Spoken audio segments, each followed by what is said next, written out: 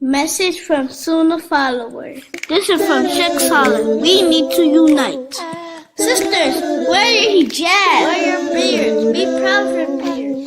Stay home, stay home, stay in your home. Stand up, unite, and stand for Allah subhanahu wa ta'ala.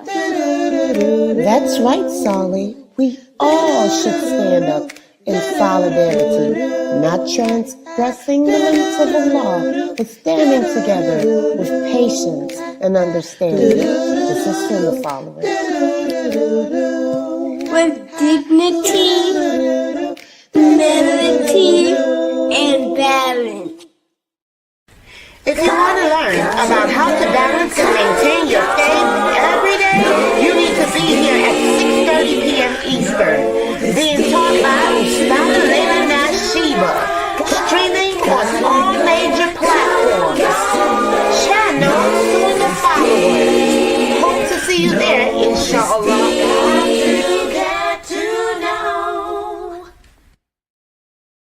Assalamu alaikum. This is Yusuf and this is Ayub. And if you are benefiting like we are from the classes and the ongoing programming, tuning into the Sunnahfollowers, please donate. Let this be an ongoing sadaqah jariyah on your behalf. You're helping the kids, the converts, and everyone seeking knowledge. And it's a wealth of information every day you tune in. Don't forget, you are being rewarded for your generous donations to keep this programming on air. You know, just like what you're hearing, put your dollar where the dollar's at. Right here on Sunnahfollowers. Don't forget, donate. Right here to Sunnahfollowers and dollars are Assalamu alaikum rahmatullahi wa barakatuh. Assalamu alaikum, brothers and sisters. Listen, we are in dire need of donations to keep these shows running and available for you 24/7. So that means when you're in the car, it's available for you to listen to. Whether you're at work, streaming, playing a game, it's available for you to listen to. Rowing your deed and learning about the beautiful, beautiful, beautiful different topics of Islam. Listen, one of the heaviest deeds that could be placed on your scale on the Day of Judgment is sadaqah jariyah. Yes, I know, I'm trying to build deeds daily.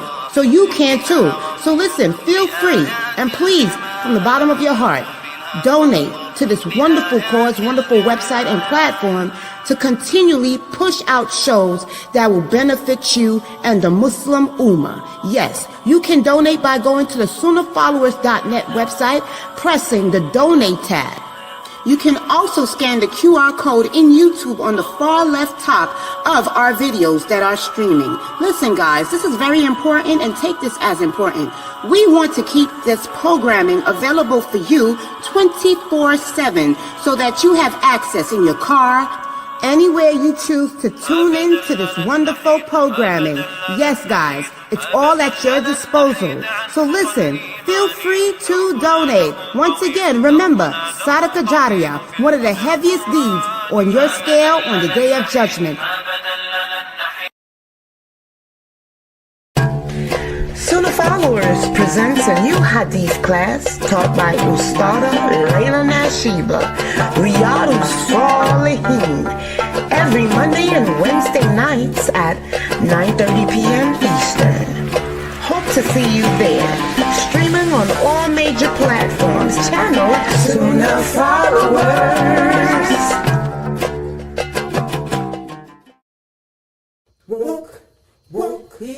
There are so many things going on around, you must take heed. It's been written and prophesied about, so you must believe.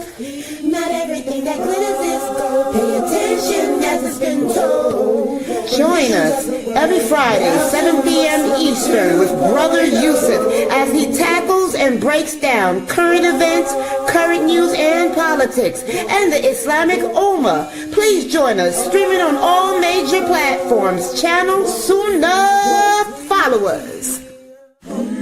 One of the 10 who Jannah was promised, the second Caliph, a strong, devout, noble, and fierce soldier of Allah, made an impact In Islam, his name, Umar ibn al-Kitab. Continuing in this series, the companions of the Prophet, taught by Brother Mukhtar Shahid, streaming on all major platforms.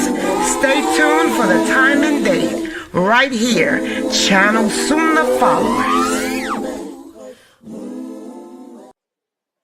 You will make it through. The fitra is awake in you.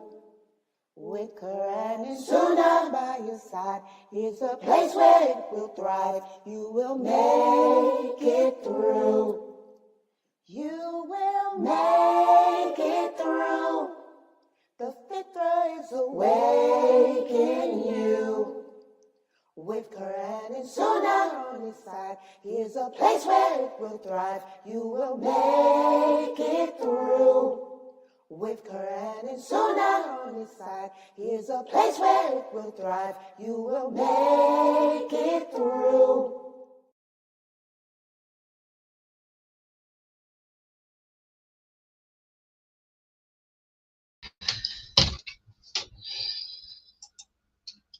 Inna alhamdulillah wa salat wa salam ala wa rasulullah.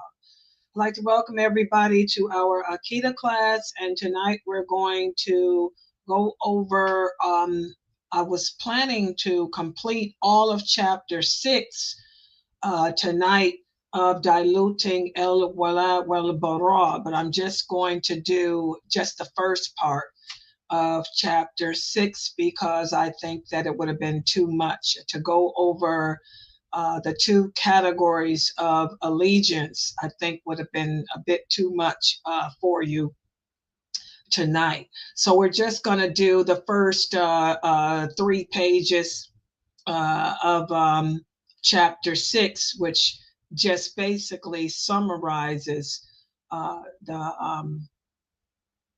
the intent behind Wala Wal Bara, or the intent behind allegiance and disassociation.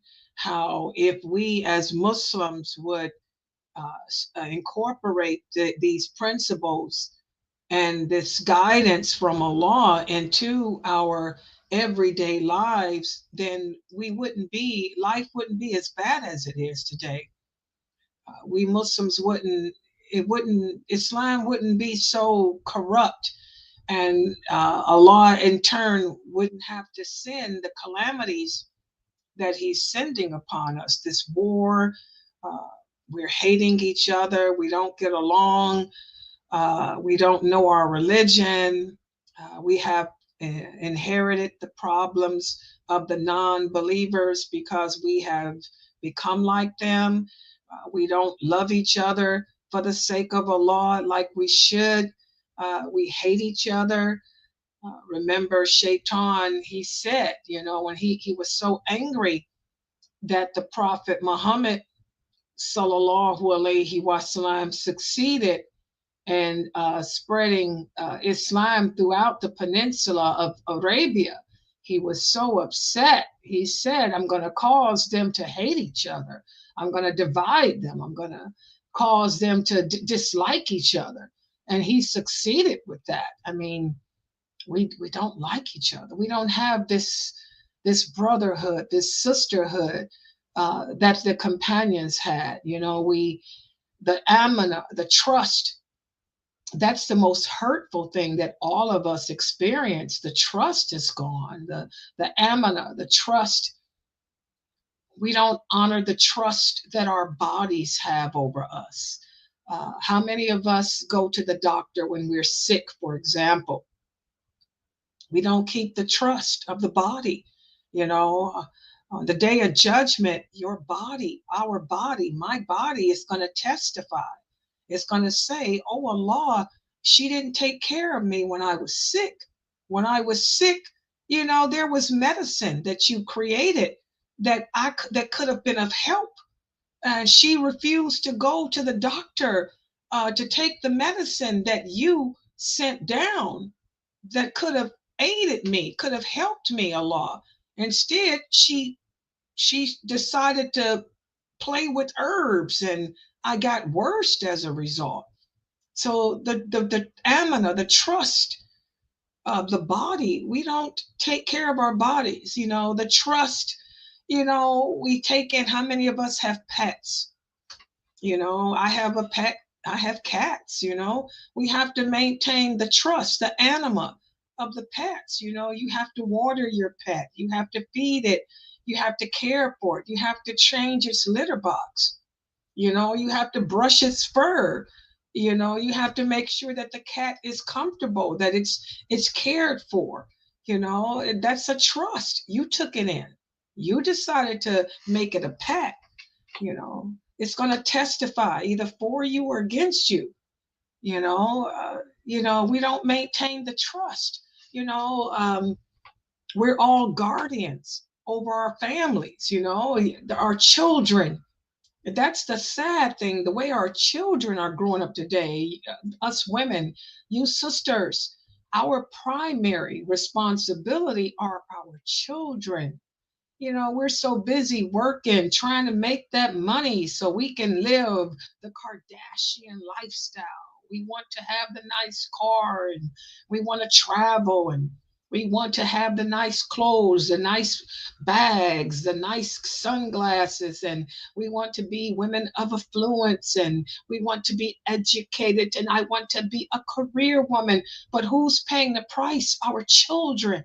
We're putting our children in schools, and we're neglecting them, and our children are growing up uneducated about their religion, their purpose. That's the amana. The amana. Our children have no manners of their religion, of their knowledge of their religion, and Allah is going to hold us accountable for that. We're breaking the amana, the trust.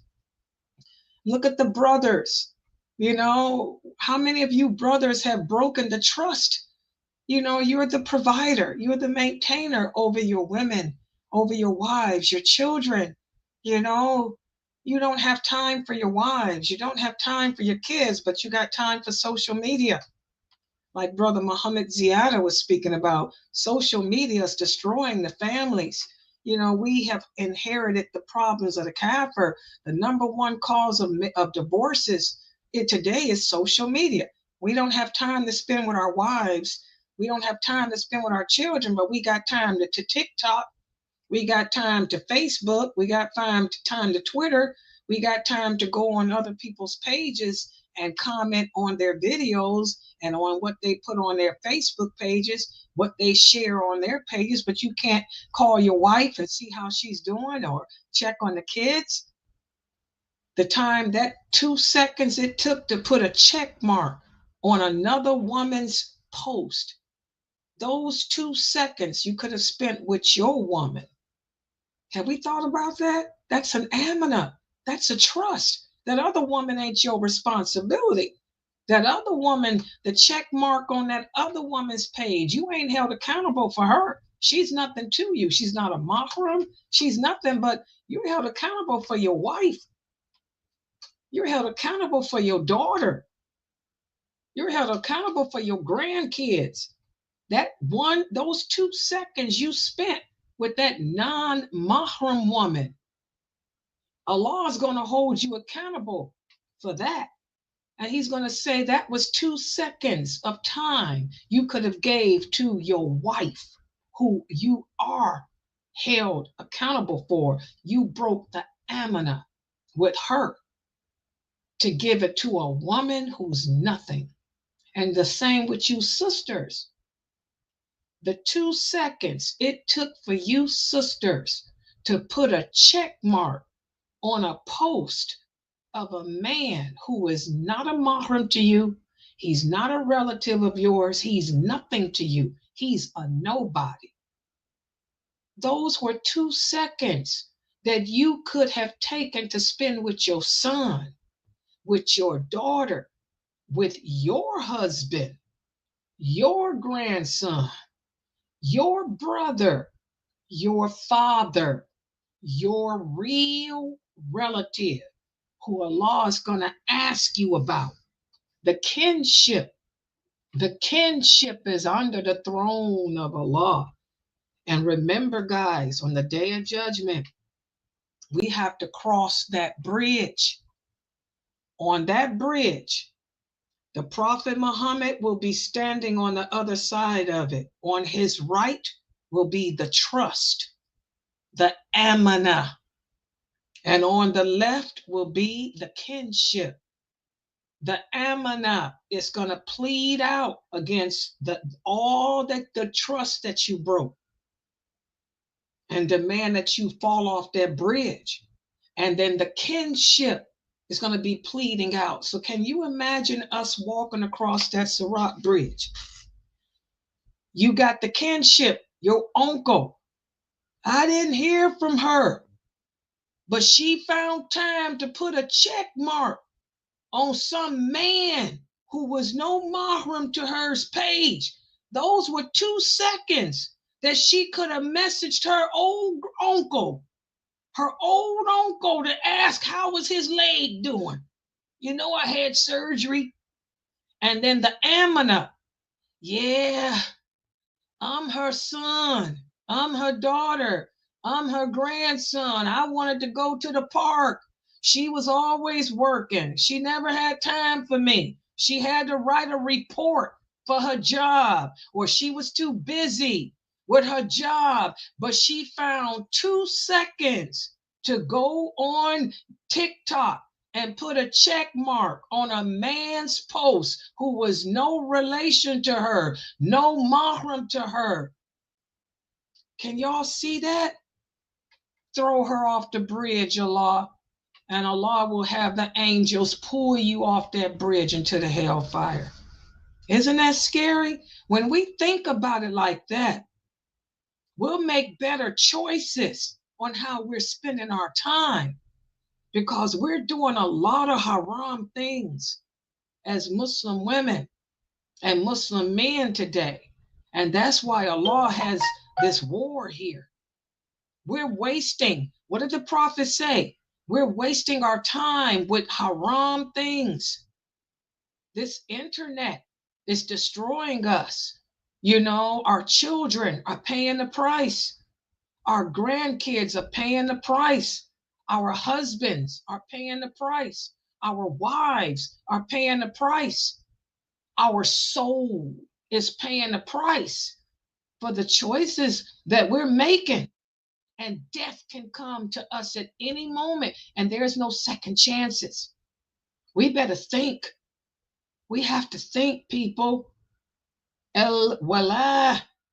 Our allegiance is supposed to be to the religion of Islam, not to Facebook, not to TikTok, not to society's norms, not to what society dictates.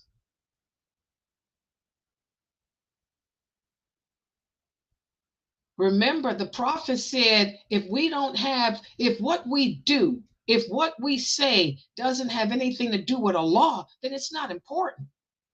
You want to put a comment on TikTok that has to do with somebody's that ain't no kin to you, it's not important. Anything. It ain't got nothing to do with Islam anyway. Hey, I got grandkids. I got to try to save my grandkids from the hellfire. I ain't got time for that. I got some grandkids, man, that I need to focus on. Lost one, I don't want to lose the other ones. We got to start thinking like that, guys. Allah says in the Quran, save your soul and your family from the hellfire, because on that day of judgment, when we go across that bridge, the Prophet Muhammad and the Amana and the kinship will be standing there on that other side, demanding their rights. And if we didn't give them their rights in this world, we're going to be hooked off that bridge into that fire. It's powerful. And that's real. Those hadiths are all Bukhari and Muslim. That's real. All right. So that's why I've been preaching for the past week about how we have to work on that allegiance and, you know, having allegiance with each other, developing that love for each other as brothers and sisters in Islam, like the Prophet told the companions when they migrated to Medina. He established the first Islamic state, and he worked hard to bring the companions together. They were from different tribes, different backgrounds. They were a warrior race of people used to fighting each other, but he brought them together as one under the umbrella of Islam and taught them to want for each other what you want for yourself. Do unto others what you want them to do unto you. If we would think like that, we'd make better choices. You know, when you look at another Muslim, imagine that Muslim being you. Would you want someone to do that to you, or to your child, or to your father, or to your mother, or like I told my grandson today, to your grandmother?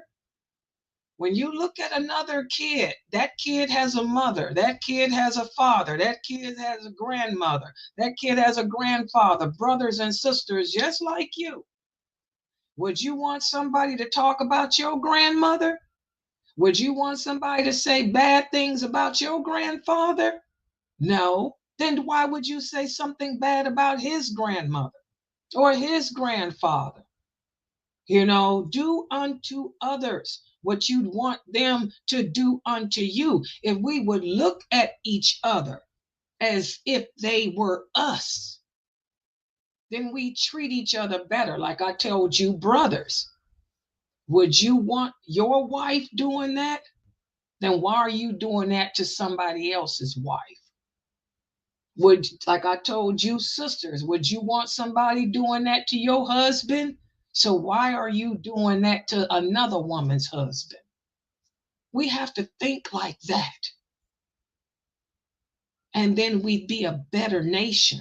We would stand close together in the mosque then. We would stand shoulder to shoulder, ankle to ankle. And we'd have stronger communities. And that's what we're going to talk about today. We're going to reiterate again the true meaning of allegiance and disassociation. And before I reiterate the meaning, I want to give you guys a brief quiz just to see if everybody, if we're still together in the meaning of this concept. Let's see. I made the quiz very simple today, because I don't want to spend an hour on the quiz. I just want to spend 5 minutes. It should just be a 5-minute quiz. Now, we were going to cover 62 to 66, but it's just going to be 62, I think, to 64, 64. We're just going to do the first 2 or 3 pages because I think it was too much. So let's start off first with this quiz, just to see if you guys understood what we talked about yesterday. Wala, which refers to allegiance. Wala, it originates from which of the following? Does this concept originate from love, or does this concept originate from hate? Let me see your answers. Does allegiance, having allegiance, does it originate from love or hate? Having allegiance for Allah, for the Prophet, for the believers, and the religion of Islam, does it originate from love or does it originate from hate? What do you guys think?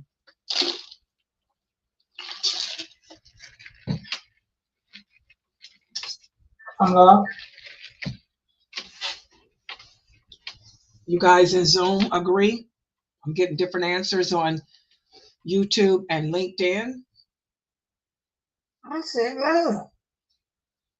Okay, mashallah. Good job. Good job. Everybody on YouTube. Yasmin said love.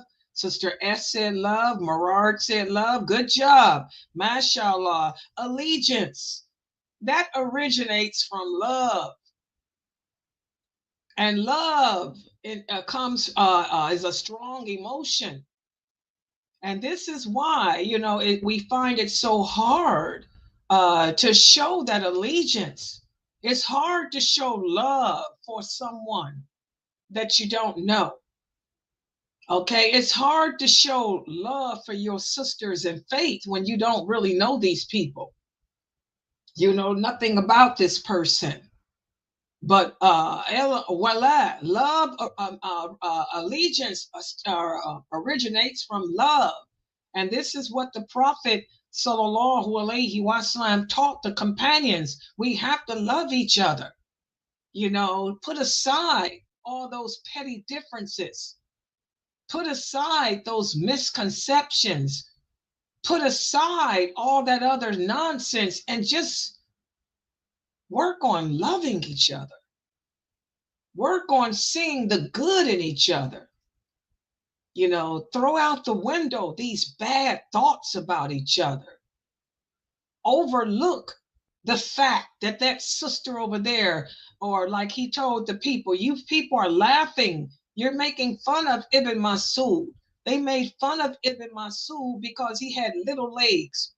You people are making fun of him because he has skinny legs. Look at the good in Ibn Masud. You want to ridicule Abu Huraira. You want to make fun of him and his mother because they're alone. Look at the good in them. Put aside that silly stuff, and instead look at the good and develop love for these people. What about this? El Bara, disassociation. Disassociation, it originates from which of the following? Does it originate from hate or does it originate from love? Where does hate? Hate.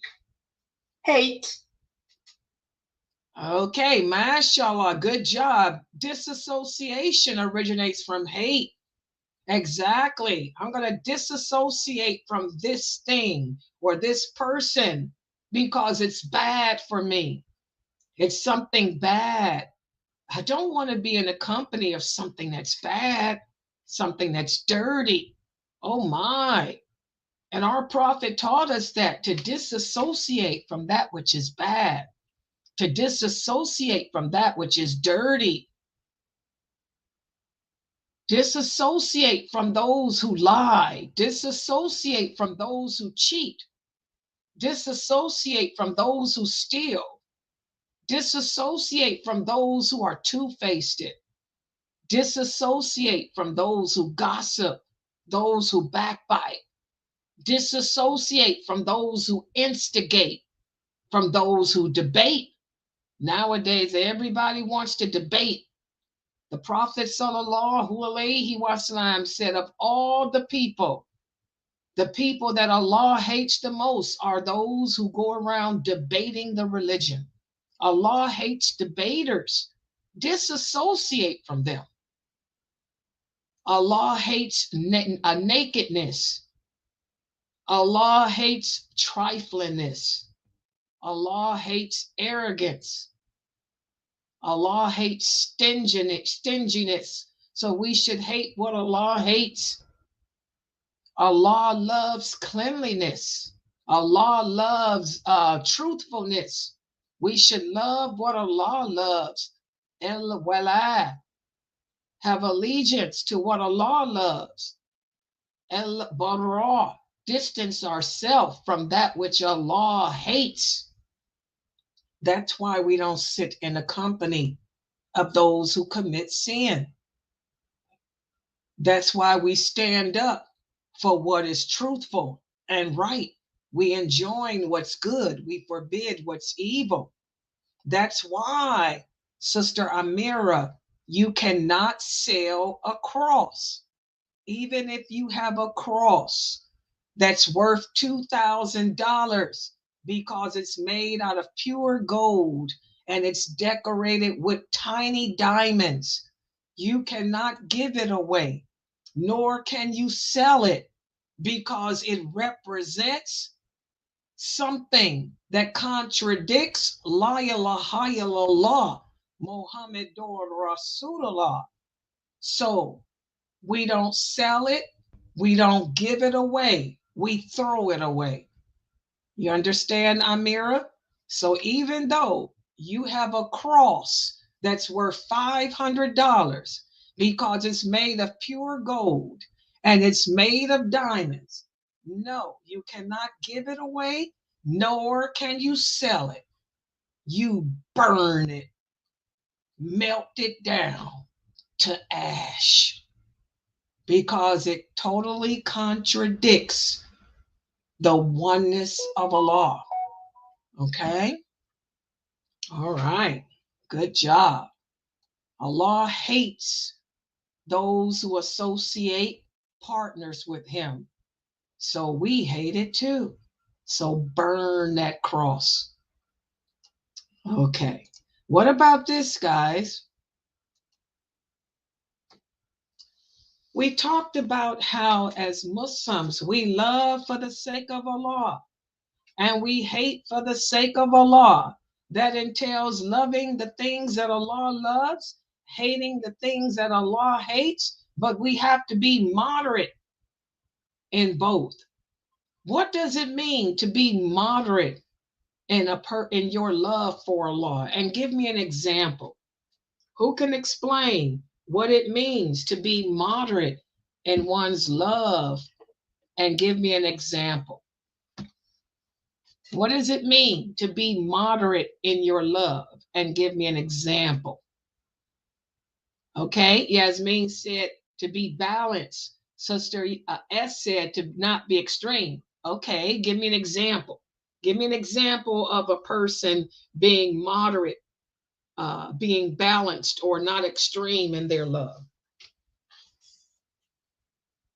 Give me an example.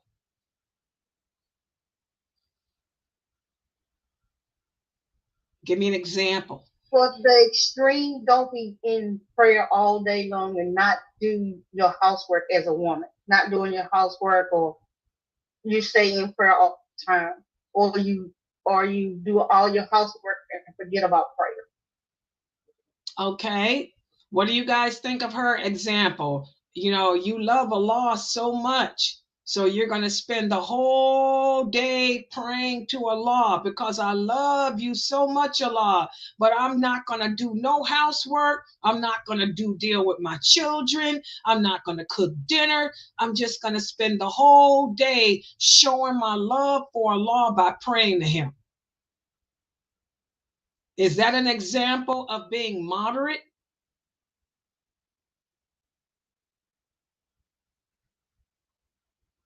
Or is that an example of not being moderate?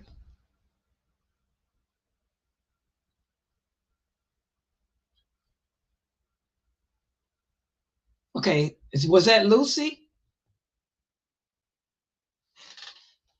Lucy, was that an example of being moderate or not being moderate? That's an example of not being moderate, because you put too much emphasis on, sometimes you put too much emphasis on your prayer life, and then you put too much emphasis on your housework. Exactly. She gave a beautiful example of not being moderate. We don't want to do that. And there's a lot of people who follow the Sufi sect, and they're too extreme. They'll spend all night long praying and reading the Quran, but then they can't wake up for Fajr. So guess what? They lost the reward, because Allah doesn't tell us to spend the whole night reading Quran, but we have to make Fajr. That's an obligation. Okay? So that's an example of being extreme. Give me an example of being moderate in your love. Give me an example of being moderate. She gave a beautiful example of being extreme. I can give an example. Can you hear me? Yes, go ahead. An example is, you can remember in the Hadith where the Prophet sallallahu alaihi wasallam said, "There's a time for laughing. There's a time for prayer. There's a time for spending time with your family. And that's the balance, not doing it too much. Yeah, give me an example though. Give me a real life example of something. Give me an example of something happening. Give me a real life example of being moderate in your love. My children, for example, Show I me love give them. me an example. There you go. Okay. For example, I love my daughter, and she might complain she wants me to stay home with her all the time, but I have to get up and go and take care of my bills. So I get to the tools, I teach her her obligations, how to do squat, how to do everything, right? But I have to still get out and do it to do what I need to do, so I don't have to get to that situation where I have to depend on a dog. Exactly. And this is a big thing. A lot of us as sisters here, as women, we have to show moderation in our love with our kids, our children. We love our children as women. Our love is our kids, but we have to learn to strike that balance to not love our children more than we do Allah. Some of us have put our kids before Allah. I know one sister, for example, she asked me, this is during Ramadan, she said, Sister Layla, I want to give in charity, but I love my daughter. And I feel like any extra money I get, if I give it in charity, I'm taking away from her. That's money I could have spent to, do something extra for her. I told her that's Shaitan telling you that. No, no, no, no. Don't allow your personal jinn to get in your head like that. This is how our personal jinn plays with us. He'll make you think that that extra money that you gave for the sake of Allah, it was money that you could have gave to your kid. No, be moderate. Let me give you guys another example. We all love the Prophet Muhammad sallallahu alaihi wasallam. How do people overdo their love for the Prophet today? What's a big, big problem today that people do? Celebrating his birthday. Exactly. And what's an example of what you do with your kid today? We love our kids. How do we go overboard with our kid like they do the Prophet sallallahu alaihi wasallam? Celebrating their birthday. Birthday parties. You have to let your children know we don't celebrate birthdays. I love you, but I don't have to show my love to you by worshiping you, because that's what celebrating a birthday is. Okay? That's what it means, celebrating the day you were born. Because you were born, that doesn't call for a celebration. You had nothing to do with the day you were born. Allah decreed for that to happen. So I love you, but you're not a God. I don't have to worship you. And this is something I want you guys to put in your kids' head, because this is a big innovation that's going on. We're not moderate in our love with our children. We're showing our kids, this excessive love by making them believe that because they were born, we have to worship them with this birthday stuff. We got to break them out of that and break ourselves out of that too. We don't want to transgress the limits of Allah in our love, not for our husbands, not for our children, not for ourselves either. A lot of us celebrate our own birthdays. This is haram. And I want y'all to remember, just because we change the name and call it my born day, you ain't fooling Allah. You're still celebrating yourself. You're still worshiping yourself. We don't worship ourselves. We have to be moderate in our love. Okay? What about this? This question here. Let me put this down. What does it mean to be moderate in your hate, in our hatred? Give me an example of being moderate in your hatred. And make it relate to something tangible, something real today.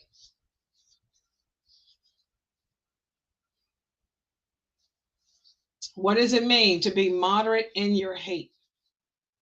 That you can hate an aspect of someone that Allah hates, but that doesn't mean you go around destroying them. For example, you have a sister that loves to gossip. You hate that part of them because Allah hates gossip and slander, but you don't go around, harassing her, calling her names, and harassing her family. You just distance yourself from that part of her. Exactly. Good example and good answer. Exactly. I hate the fact that this sister gossips. Okay? But I'm not going to allow my hatred of that aspect of her to cause me to transgress the limits. And now I'm going to slander her character, try to destroy her, try to take her out, and all of that. Or another example, I do not like non-Muslims.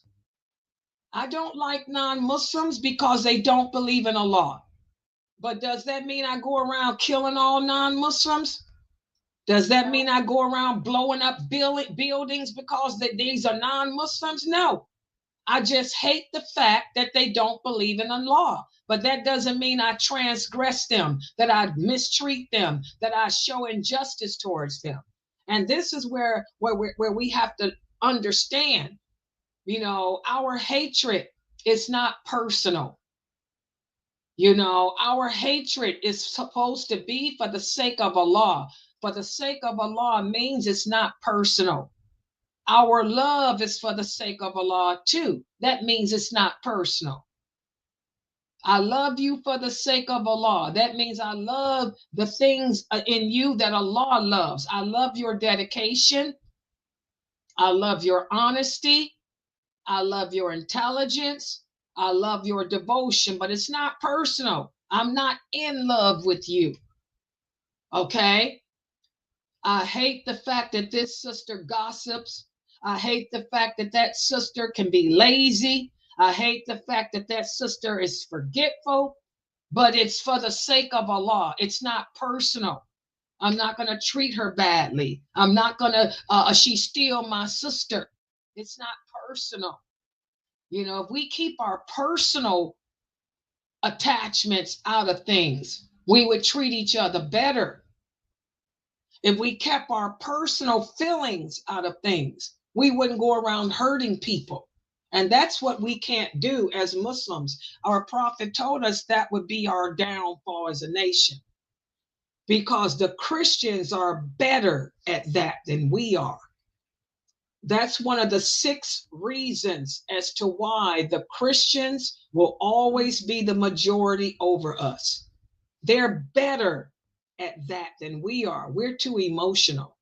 We put our personal feelings into things, whereas the Christians can be more businesslike. We have to work on being more businesslike. We end up imitating the Christians and we take on their problems and we're worse.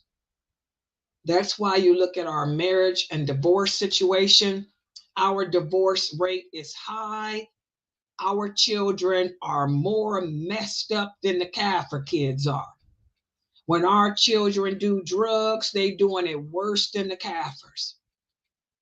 Our problems in marriage with the sex out of wedlock is worse than the Kafirs.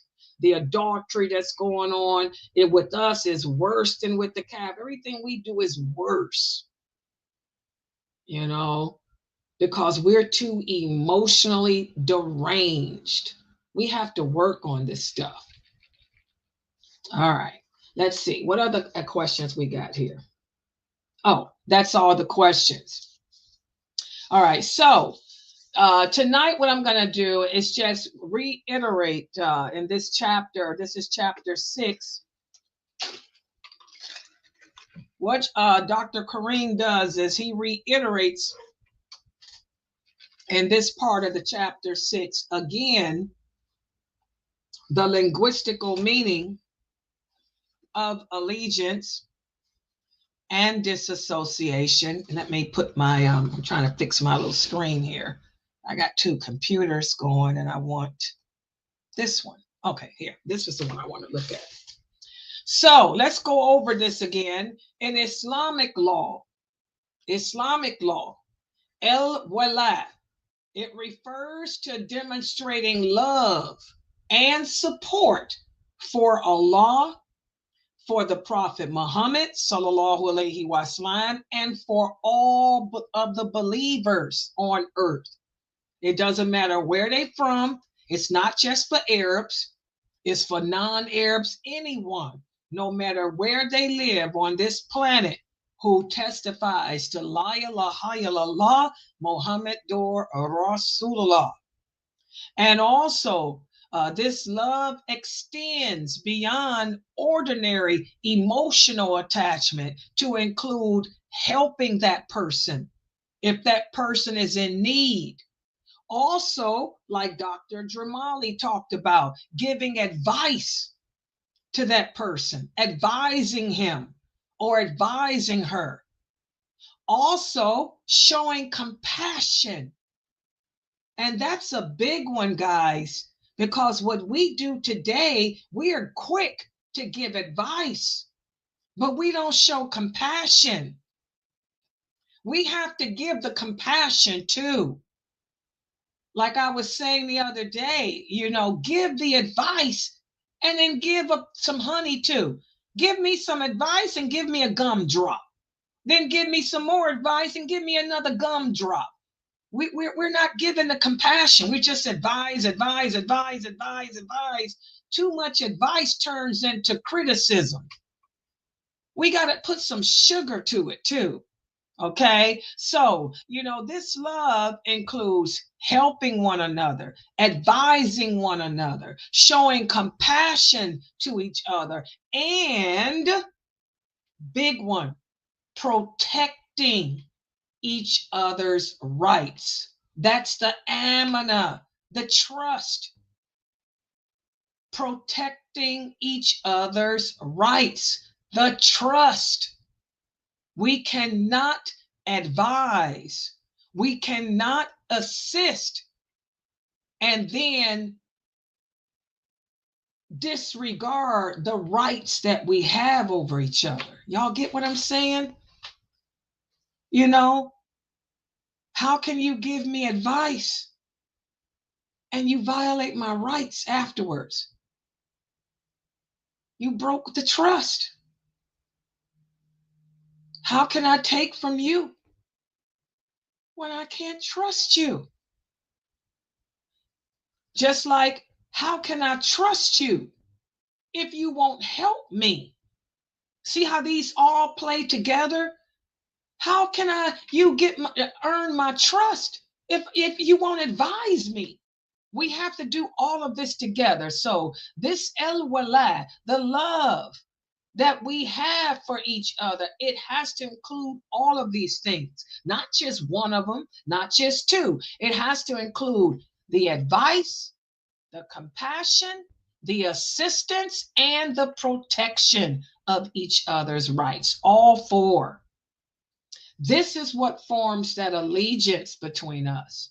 And this allegiance, in turn, will encourage us to approach our relationships and align our actions with our love for Allah and our love for the Prophet Muhammad sallallahu alaihi wasallam. And this is why we're failing today as a nation. This is why there's no love in our communities. You look at the masjids around the world, we don't have this in the communities because we don't have all four of these emotional attachments. You might have assistance, you might have advice in the mosque, but there is no compassion. There's no protection of rights. Or you may have protection of rights. You may have compassion, but there is no advice given. There is no assistance given. You have to have all four. Why is it that our marriages are ending up in divorce? The same thing. There may be protection of the rights. There may be advice, but there is no compassion. There is no help. Or there may be help. There may be compassion, but there is no protection of the rights. There is no advice. We, in any relationship, be it marriage, be it community-wise, or whatever, mother-child, it has to be all four. Everybody understand that? So, El-Wala, or allegiance. Allegiance encompasses a variety of practical implications that influence the Muslim's daily conduct and all of our daily affairs. And these implications inspire us to promote unity and to extend a helping hand and to defend the rights of our fellow believers.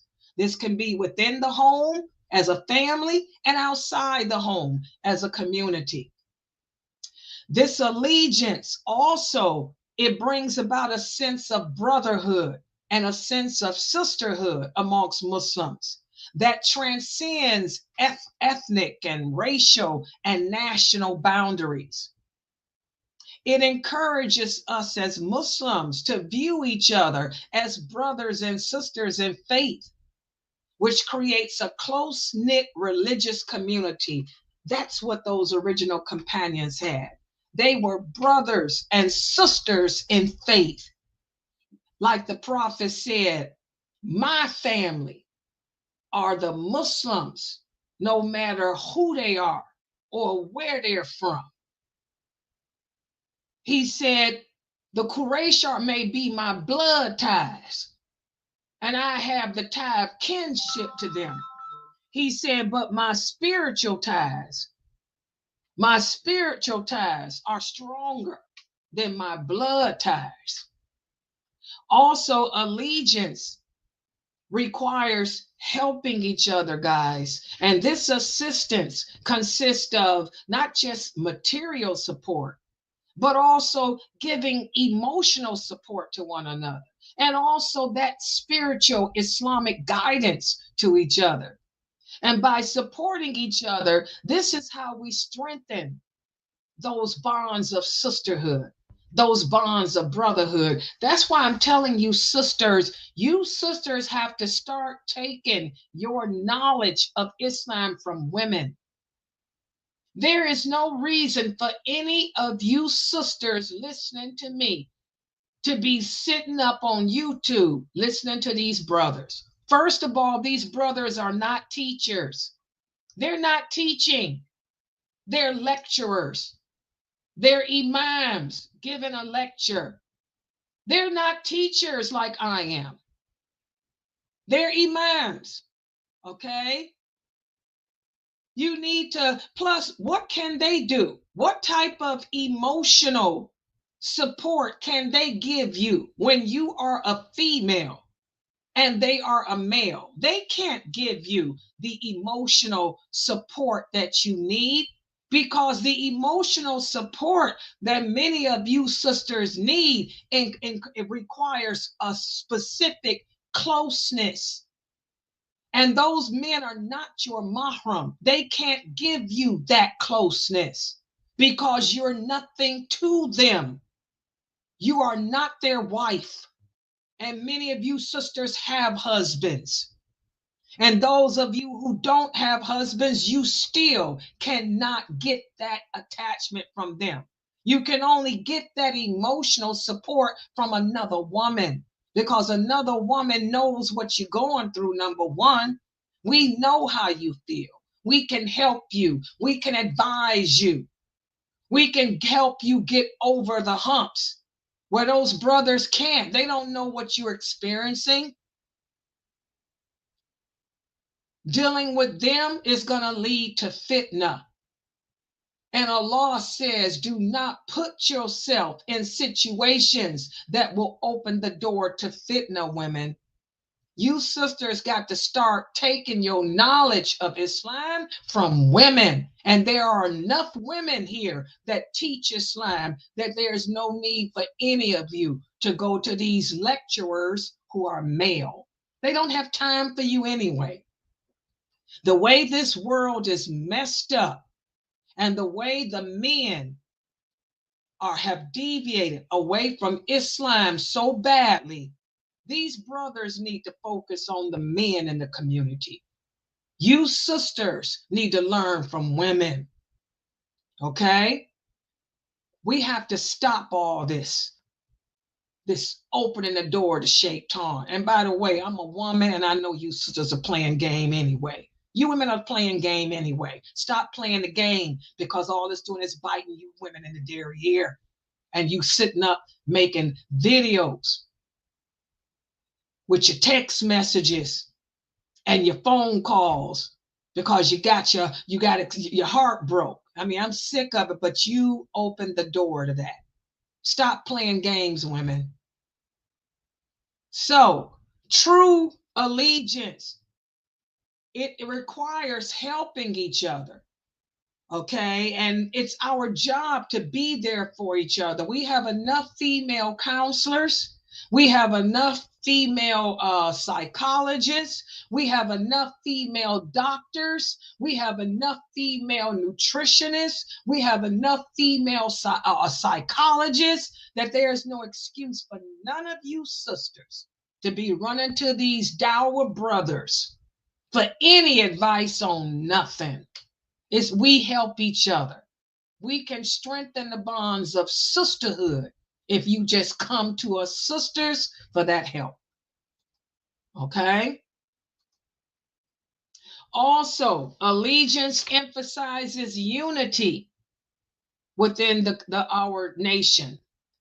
As Muslims, we are encouraged to collaborate and resolve our conflicts peacefully. We are encouraged to work for the community's overall improvement. By embracing unity, we become a potent force for positive change. And I want to say again, this change can occur if we stay within the Islamic guidelines. That's the problem.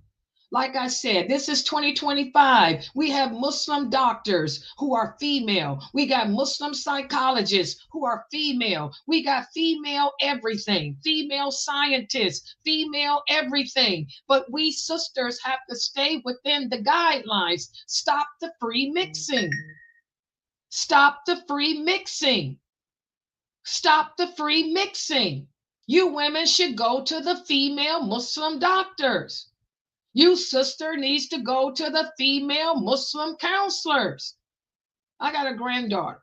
One of my granddaughters, she gets counseling. She has a nice female Muslim counselor. That sister's great. Sister went to school, got a master's degree. Counseling teens. She said, Sister Laila, why is it that the Muslims don't send their girls to us? The Kafirs do. The Kafirs send their daughters to the female counselors, but the Muslims send their daughters to the male counselors. How backwards are we? We got female Muslim counselors. Again, by embracing unity, guys, we can become a potent force for positive change, but we have to stay within the Islamic guidelines. Stop the free mixing. Women need to stay with women. Men stay with men. Sisters, you need counseling, you need guidance. Forget the dour brothers. Go to the counseling women, the psychologists, the PhD Muslim women who can help you. We can help you. We're just as educated. And we ain't looking for no fame. We ain't LGBTQ either. All right? Allegiance encourages a sense of accountability towards each other.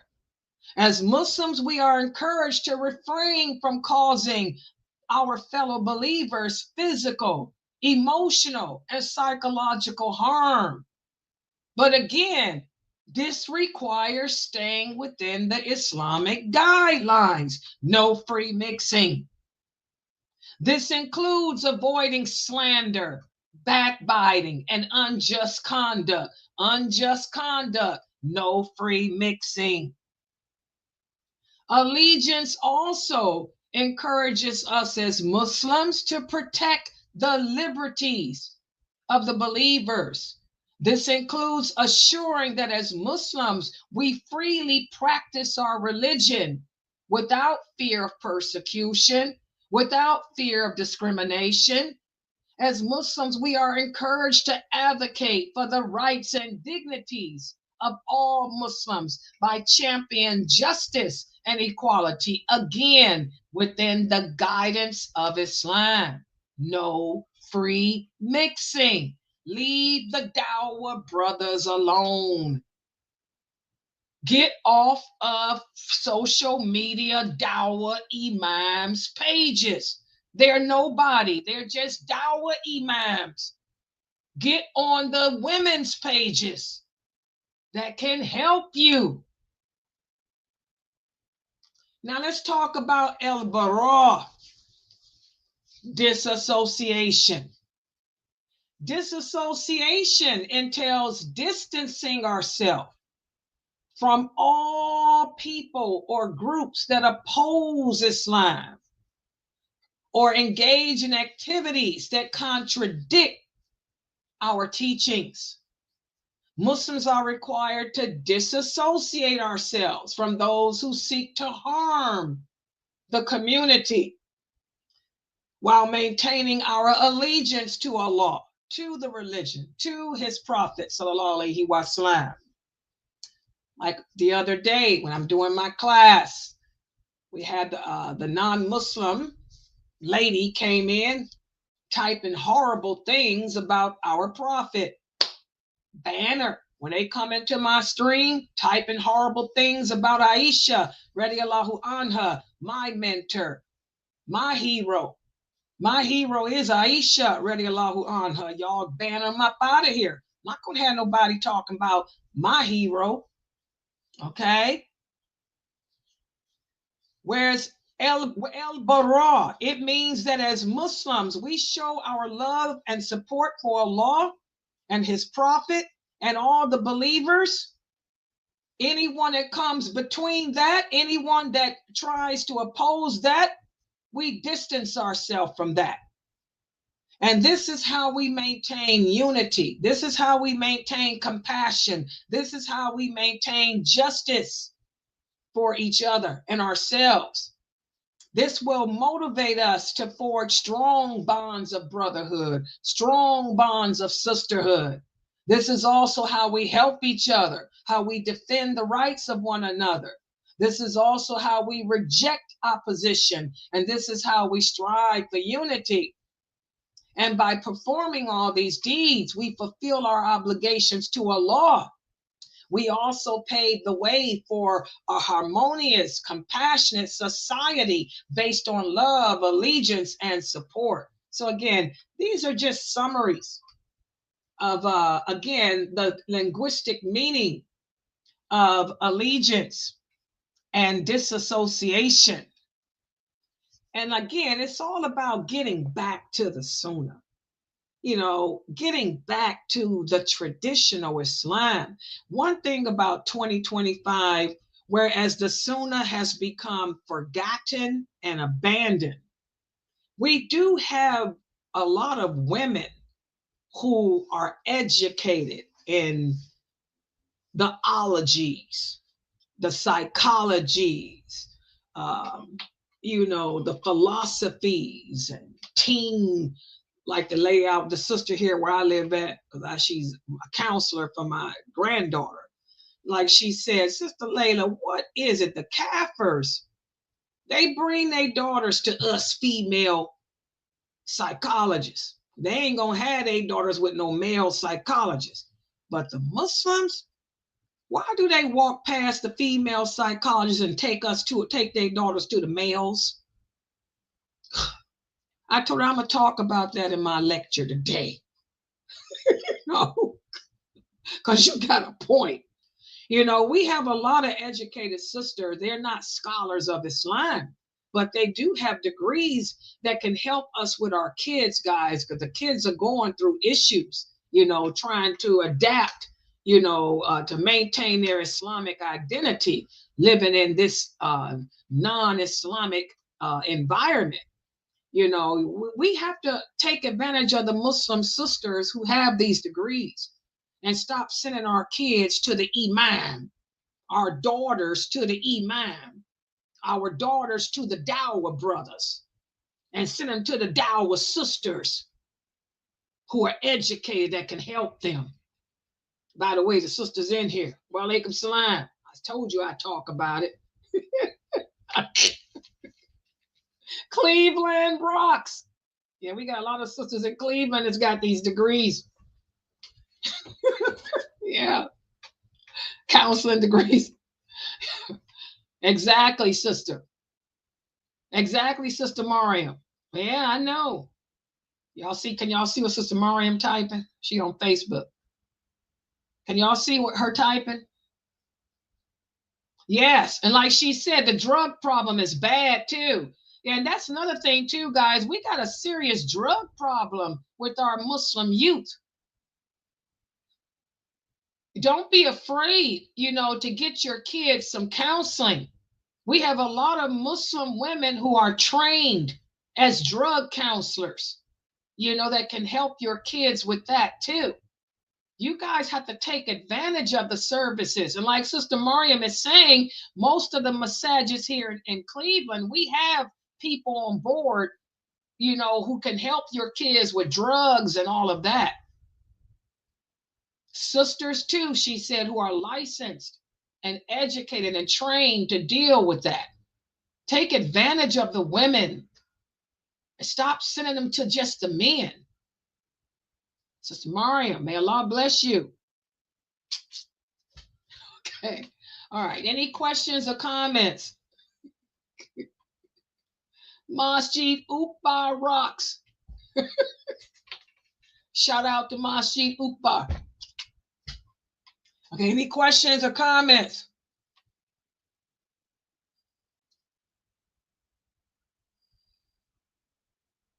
Yes. Yes, sister.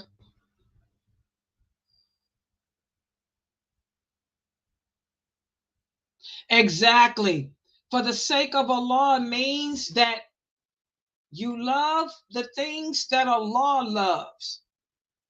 And this is a lifetime thing to do. You train yourself, sister, to look to see the good that Allah sees within yourself or within someone else.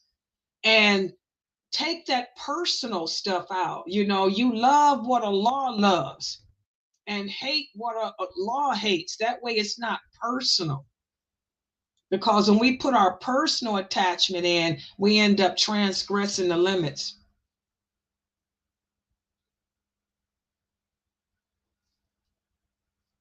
Yeah, you understand now a little bit better? Exactly. As Sister Pamela said, the boys and girls need to be separated in the schools too. It's a big problem. We all back together. We intermingling, even in the schools. The boys and girls back. We need to separate, guys. We got to get back to separating. I agree.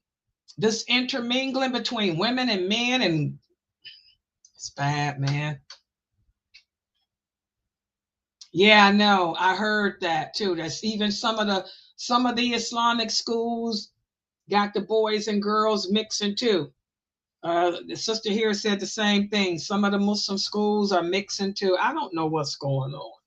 It's just crazy. That's why I tell y'all, homeschool your kids. If you can homeschool your kids, homeschool. But that's going to require you sisters not working so much. staying at home with your kids, man.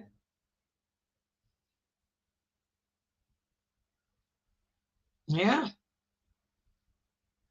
it's sad.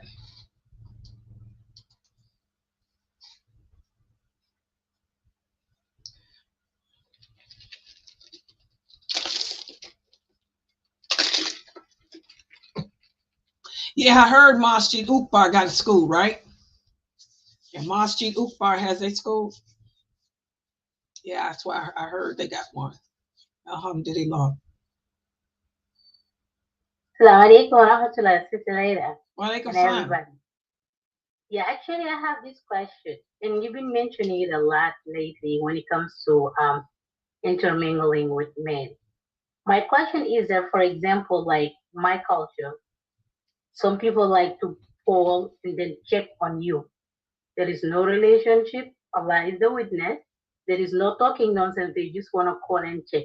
Does that fall into intermingling too? What you mean somebody want to check on you? Okay, like my Senegalese culture. Like, for example, and when they know that you are a single woman, have kids or whatever, for example, like my brother has a friend that is in here, and he will tell that friend to check on me and call me and stuff like that. Sometimes he will call on me, like me, I don't call, but maybe every week. So if I notice like they will call and check on you, so do other men do. I don't initiate anything, I don't call, but when they call me, I would, respond to whatever they ask. How are you doing? I'm fine. How's the kids? Stuff like that. And the conversation about life, what's going on, how people are astray, blah blah, stuff like that. Does that fall into intermingling? Because it's not boyfriend relationship. They just calling and checking on me, but they're men, they're the opposite sex. And Why I'm don't not they have married. the women do that? And most of the masjids have that, and they have the women do that. Why does that should be the women? There should be No, a it's women. not like a masjid or anything. It's just like people calling, like the Well, he should. Senegalese. Yeah, just tell your brother to have the women call and check. That would be better. Like Allah says in the Quran, don't open the door. Just don't open the door to evil. Yeah, you've been mentioning it a lot, and then I've been listening, and I'm saying, maybe that Yeah, falls we need into to it. But get me, back I to don't the ever Sunnah. call. We need to Me, I just, don't yeah, ever call. it's so much. Like the sister, I've been mentioning it a lot because we've been talking about it a lot in the Zoom room. The sisters, with all the drama that's been going on the internet lately because of these famous brothers and famous women in America and all the fitna, the sexcapades. And like I've been saying, we brought it on ourselves. My stance is everybody's guilty because we have transgressed the limits of Allah. And like Allah says in Surah Al-Anfal, verse 72 and 73, Allah says, whenever we transgress his limits, there will be repercussions. There will be war. There will be animosity and all kind of stuff because we transgress his limits. Allah is the one that set the rules. But we Muslims today in 2025, we think that we know it all. We think that we the best Muslims ever. We don't uphold the laws of separation of the sexes. We're free mixing. We're behaving like the non-Muslims. We've adopted their ways, their laws, their rules. We're voting in elections. We're doing everything that Allah said not to do. And now we got the problems that the Kafirs have. We have a high divorce rate. We have a high fornication rate.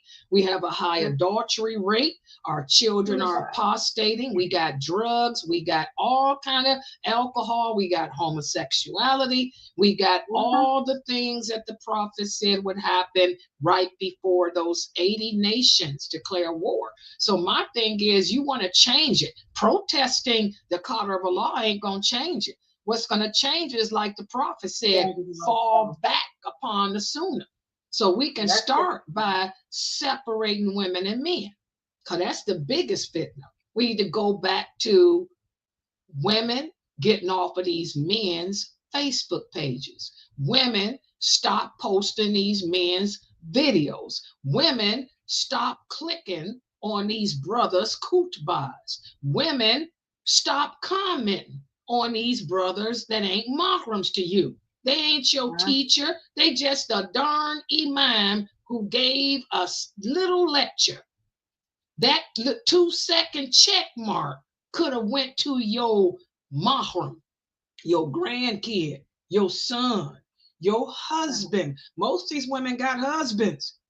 Your child. We're fornicating. We're adulterating. That click is that's adultery of the hand. When I click on a man who ain't a mahram to me, I just committed adultery with him. We don't think like that. Remember, the hands will testify against you. The hands will testify. You saying like if you click, for example, on a khutbah, like someone's giving a khutbah, you click on the khutbah, that's fornication of the hand? You answer me. You think you know your deen? I don't know nothing. No, I'm just saying. I mean you personally. You guys call yourselves Muslims. Y'all think about it. Ponder the hadiths. The Prophet sallallahu alaihi wasallam said the hands will testify about what it did that it shouldn't have done. Okay. What right does a woman have to be talking to a man who ain't no mahram to her? Can I talk to a man that ain't no mahram to me? The Prophet said, if it ain't about a law, would Umar put a click on Salama? Just like I tell y'all, imagine, would the companions behave the way we behave today? Would they be that intimate with each other?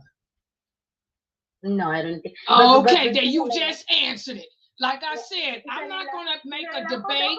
Hold up. I believe La ilaha illallah, Muhammadur Rasulullah, and I'm on medication. I'm not here to argue. You women can do what y'all want to do. All I'm saying is think. Your hands are going to testify either for you or against you. Your eyes are going to testify either for you or against you. And we have the best role models, those original companions. Ask yourselves, would the companions behave the way we do? And that's between you and Allah. I don't want you to answer to me. I ain't nobody. Answer to the law. My question, Sister Laila, is not that. Like, for example, if I understand what you say, based on what I've been learning from you and other people, like, for example, if I were to comment on a man about, like, talking to him in private, like commenting, writing, that's definitely fornication of the hand. But what I was asking is that, for example, I want to watch a khutbah. I click the video of a khutbah. I'm learning. I'm not commenting. I'm not talking to the man. That's what I was asking. But what you just said, based on the little things that I learned, definitely fornication of the hand. Like, you should not be talking to a man privately, messaging him, asking him, or commenting on his pictures or doing stuff like that. That is other stuff that I'm talking about. And like I So said, do you understand now what I was saying? Yeah, I understand what you're saying, but do you? And like I've been teaching y'all, the science of connectivity. Everything connects. Allah says in the Quran, do not open the door to that which can lead to fornication, adultery. It all starts with a check on some man's Facebook page. What's the man's kryptonite? A woman. So some man that you don't know you. He sees a check. Who this woman? Oh, she fine. Let me go to her Facebook page and put a check. Thank you. Then now you check back. You welcome. Check you. Back forth. Hey, what's your name? Where you from? Girl, you know that. Exactly. There you go. Yep, like I said, would the companions do any of this? No, not at all. Would the companions put themselves in any situation Like what did Ibn Masud said? You people look at sins like nothing. Y'all do things that we wouldn't even think to even consider doing. Y'all see what I'm saying? So my thing, if y'all want to check people's coot bars, that's y'all business. I ain't doing that crap no more. Because I fear Allah. I ain't open the doors to none of that crap. I'm about to die. I'm old. I could die right now. Do y'all think I want all the little bit of deeds I got to be in vain? And Allah tell me that I was an adulterer because I was checking on some dude's page? Oh, no. And it wasn't to do with my website is different. That's business. But it wasn't even business related. This some dude I don't know that I ain't got no relationship with. And I'm sitting up here tagging back and forth, and we got a relationship going on. Me and Mrs. Jones. It ain't happening here. Not here. See, that's what I'm saying. We Muslims don't think like those companions. That's my point. I'm just a dyer. Now, I can say nobody got to listen to what I'm saying because I ain't nobody. But I'm telling you, I'm taking this stuff serious. This stuff is so filthy that I'm taking it serious. Most people don't take this stuff serious, but I'm taking it serious. Those people that calling like used to check, subhanAllah, even if they call, I'm gonna let the phone call because I have no time for that nonsense. All it starts with is a check. What that woman, they're not gonna be checking anymore. That woman that's crying in that video that's going crazy, she said it started with a check.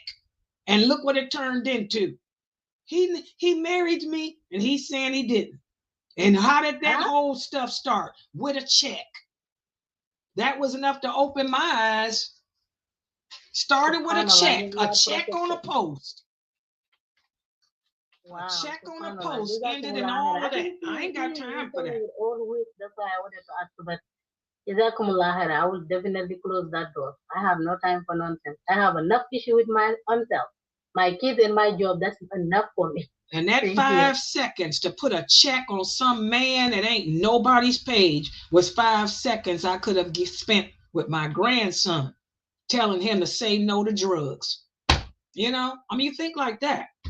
That 5 seconds putting a check on some loser's page was 5 seconds I could have made a phone call to my granddaughter saying, did you put your hijab on today? You know. All that stuff will come and haunt you in the end, guys. We just have to be more mindful of Allah. That's all I'm saying. Now, y'all do what y'all want to do. I mean, this is me. I've been very thoughtful of Allah lately. I'm trying to make changes in my personal life so I can die. When I die, I want to go out of here and be a green bird.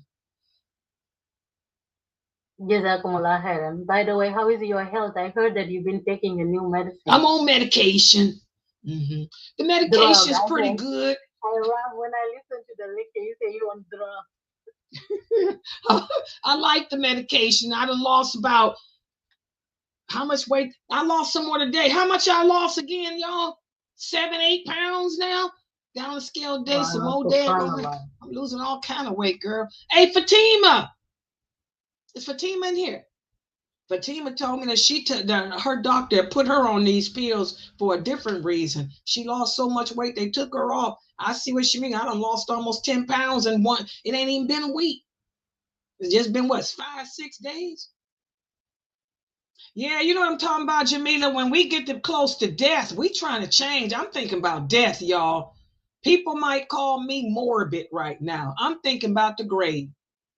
And I'm, as a dyer and a teacher, I'm just sharing it with y'all. We got to think about that grave. I mean, y'all want to talk to men and check their pages and flirt, flaunt, do whatever y'all want to do. I don't care, but I'm just sharing my thoughts. You know, ain't nobody going to listen to me. I ain't nobody. You call me sister. Girl, I lost 3 more pounds, girl. I'm about almost 10 pounds. Okay. And I just started the pills Monday, Tuesday, Wednesday, Thursday, Friday, 6 days, 10 pounds in 6 days. But guess what? Now that I'm off of that supplement, I didn't gain all my weight back. I didn't gain weight back. Yeah. See, I'm a bariatric person, so I know how to exercise and stuff. So it's different. that's Well, why I she know, said but I I should just stay gotta off get of it. through it. It can stay off me because I work, but I work out every day, and I got a Oh, lot there of you go. energy to work out, girl. Oh, let me log out, guys. We in the Zoom room. We'll see y'all in the Zoom room, inshallah. Yeah, thank you. Let's go. Let me see. Let me tell you about this. No, I don't take them. Weight injections are dangerous. I mean, no, I ain't taking them no, them injections is a big side effect in them. I ain't messing with that crap. No, no. I'm menopausing. I went to my doctor.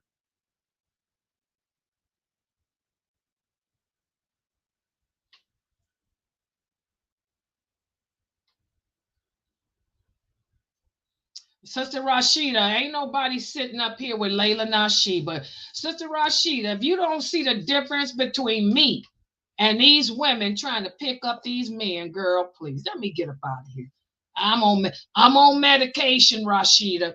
If you can't see the difference between Laila Nasheeba and these Dower brothers, I ain't got time. I'm on meds.